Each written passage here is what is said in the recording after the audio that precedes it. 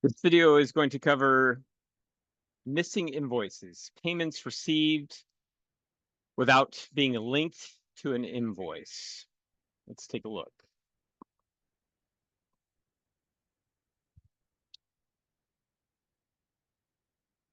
Okay, I'm in a customer screen and going to show how this problem's started in the first place. So let's say that the client receives a payment. We're already in the customer, so that's automatically filled. You'd have to fill that in if you went in from a different method. And normally, you would link to an invoice. You would have the invoice created beforehand. If you wanted to receive it directly, not linked to an invoice, you should use a sales receipt. So let's just say that enter $1,000 payment, and it's automatically going to link to open invoices. Of course, this would only partially apply to the payment, but let's say either that and it's partial, or there's no invoice, or they unselect it. And so you can see here, there's nothing applied. Well, it's applied, but it's applied to a credit. So it's not applied to an invoice. So this would create a customer credit. So let's go ahead and save and close. There will be a warning message depending on whether they have that turned off or not.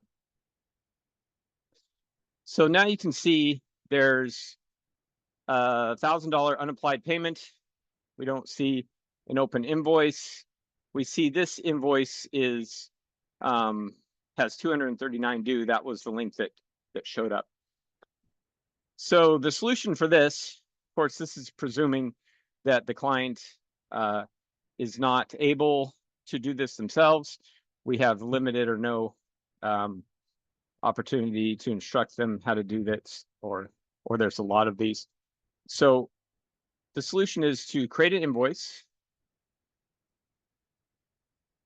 And again, it'll automatically fill in the customer information since we're in that customer. And the product or service, again, without the client's input, we would do our best to use a product or service that they've used in the past. And the amount, in this case, I'm creating an invoice to match to. You can see the invoice total. And I'm just going to do a save without closing and see if it keeps that amount the same. It does. So let's go ahead and save and close.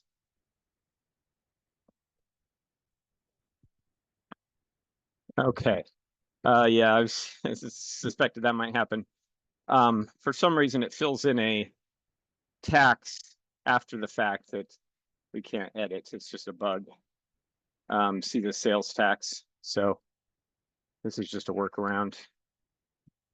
Okay, so I'm keeping it at $1,000. Also know that it auto applied a payment.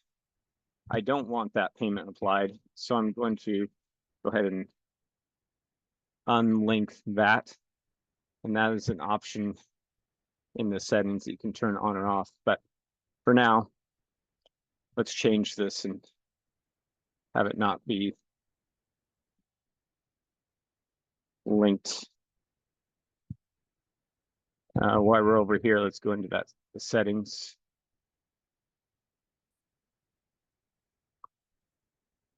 Maybe not.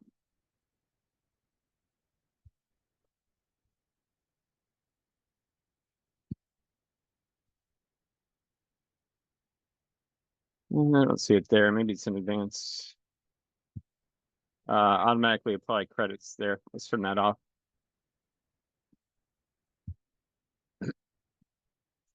Okay. Now we're back to our invoice.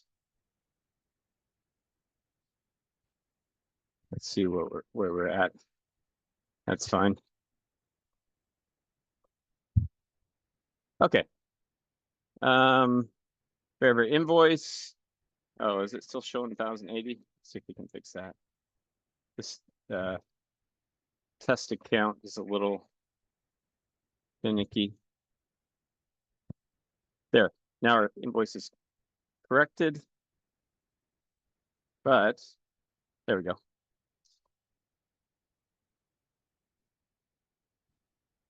Okay, finally. So we have an invoice and a payment.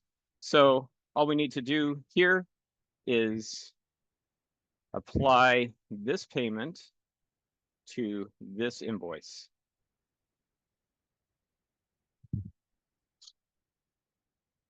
And voila and la.